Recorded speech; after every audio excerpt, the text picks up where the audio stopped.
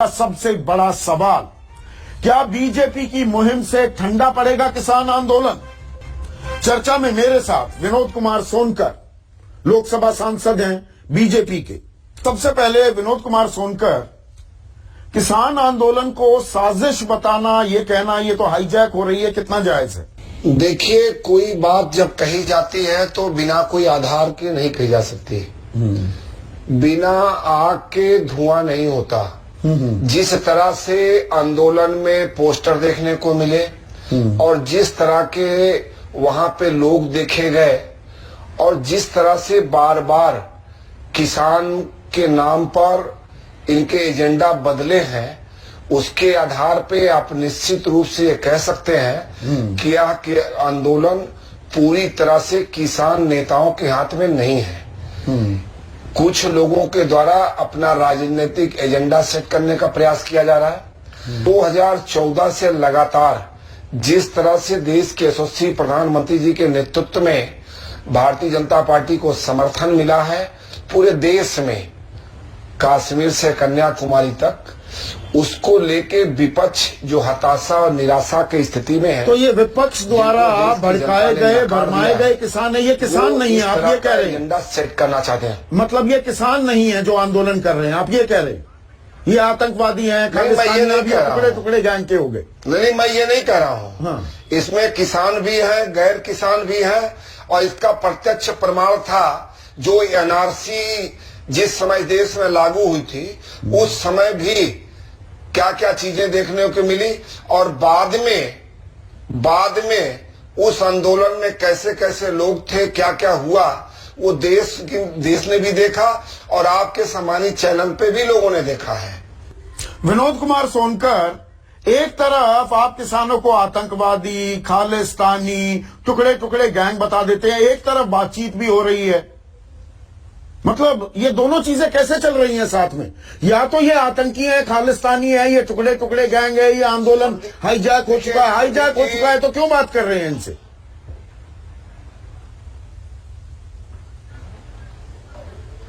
संदीप जी, सरकार ने कभी भी इस बात को नहीं कहा, या सरकार के किसी नुमाइंदे ने इस बात को नहीं कहा कि ये खालिस्तानी है, आतंकवादी है।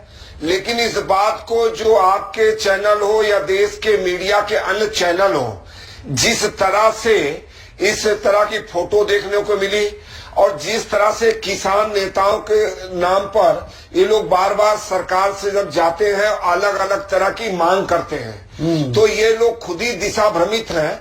जहां तक बात करने की बात है, एक जिम्मेदार सरकार बात करेगी। नाजायज मांगे हैं विनोद भाई, आप ये कह रहे हैं? ये मांगे जायज नहीं है, किसानों को कानून समझ में नहीं आया। जो लोग आज एमएसपी के कानून बनाने की बात कर रहे हैं, इन लोग, ये किसान नेता जो किसान की बात कर रहे हैं, आजाद भारत में कभी भी इन्होंने कि एमएसपी को कानून बनाने की बात नहीं की।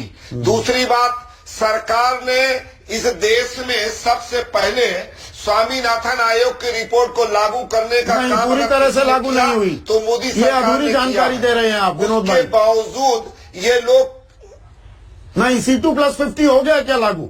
C2+50 कहा था ना स्वामीनाथन आयोग ने, वो लागू हुआ क्या?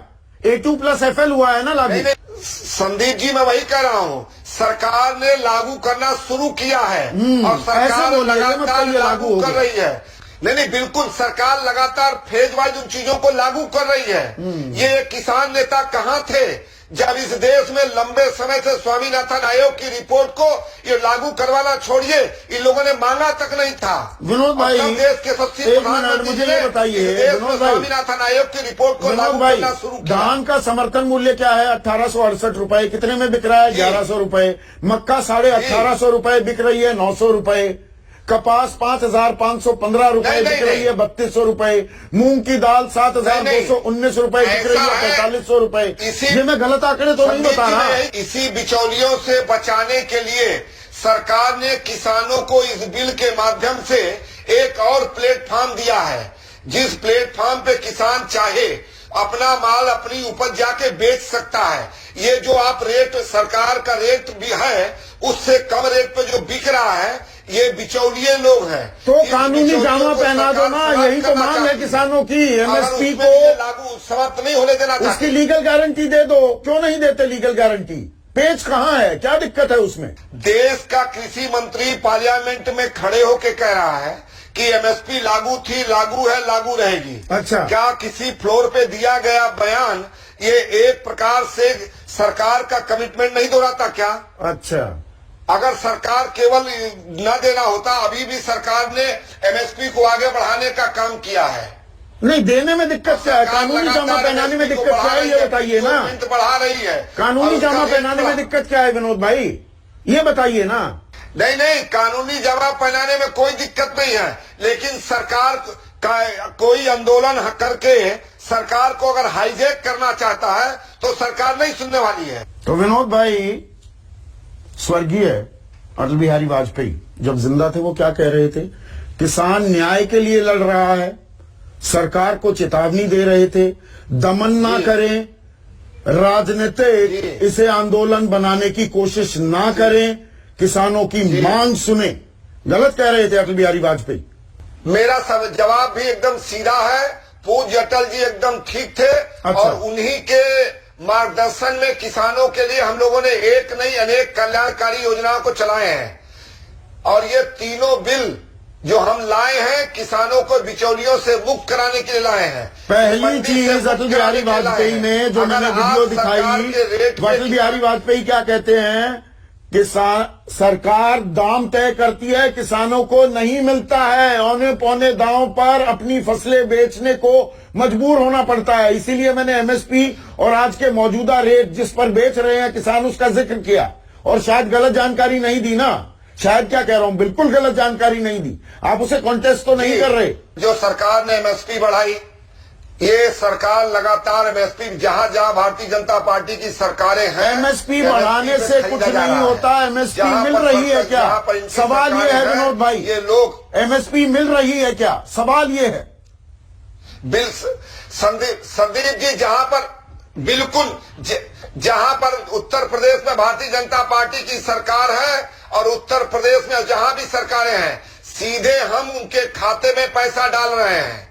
विनोद कुमार सोनकर, सरकार जो ये संशोधन लाने की बात कर रही है, चलिए किसान नहीं मान रहे, आप जहां पर सरकारी आदेश से काम हो सकता है वहां पर वो, वरना संसद का सत्र बुलाकर संशोधन कीजिए। क्या उससे भरोसा जगेगा किसानों में? आप वो काम क्यों नहीं करते? एक मिनट अखिलेश बाबू, विनोद कुमार सोनकर। हाँ, मैं आपको एक बात बता दूं। देखिए, एक तरफ ये लोग कह रहे हैं सरकारी रेट पर माल एमएसपी पे खरीदा नहीं जा रहा है, दूसरे तरफ एमएसपी को कानून बनाने की बात कर रहे हैं। सरकार किसानों को इस बिल के माध्यम से एक नया प्लेटफॉर्म दे रही है। तो वो जहां चाहे अपना माल बेच सकता है। और कांग्रेस के प्रवक्ता से, इतने वरिष्ठ अखिलेश जी हैं, इनके मुंह से शोभा नहीं देता। लंबे समय तक इस देश में इन लोगों ने शासन किया, ना तो स्वामीनाथन आयोग की रिपोर्ट लागू किया, और मध्य प्रदेश में जब इनकी सरकार थी, इन लोगों ने कहा था कि हम किसानों के कर्ज को माफ करेंगे, और आज भी किसान वहां कर रहा है। लड़ाई बीजेपी कांग्रेस की थोड़ा है विनोद भाई। किसानों की मांगे जो है उन, आप कह रहे हैं संशोधन कर दीजिए ना, प्रस्ताव क्यों दे रहे हैं? उससे क्या भरोसा नहीं जगेगा किसानों में? सवाल ये पूछ रहा हूं मैं आपसे। नहीं, मैं बात भरोसे की है। सबसे बड़ी बात तो ये है, जब किसानों को एक और प्लेटफॉर्म दिया जा रहा है, वो नहीं मान रहे ना, वो कह रहे हैं ये गिफ्ट नहीं चाहिए। आप देखिए, नहीं, मैं ये कहना चाह रहा हूँ, अगर कोई किसान नेता आके बताता है कि इस बिल में ये कमी है, भाई आप रहने दीजिए एक मिनट, वैसे ही ऑडियो में दिक्कत आ रही है। नहीं, सरकार बात करने को तैयार है।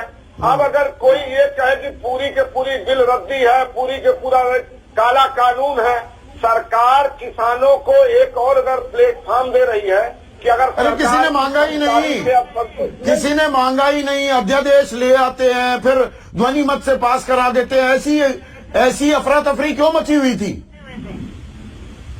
कोई अफरा तफरी नहीं है, कोई अफरा तफरी नहीं है। सरकार ने बाकायदा पार्लियामेंट में लाके उसको चर्चा किया, लेकिन जो लोग चर्चा नहीं करना चाहते, अपनी बात कहना नहीं चाहते, वॉकआउट करते हैं, तो सरकार क्या करेगी? किसान संगठनों से बात नहीं की ना, ये मैं सवाल कई बार पूछ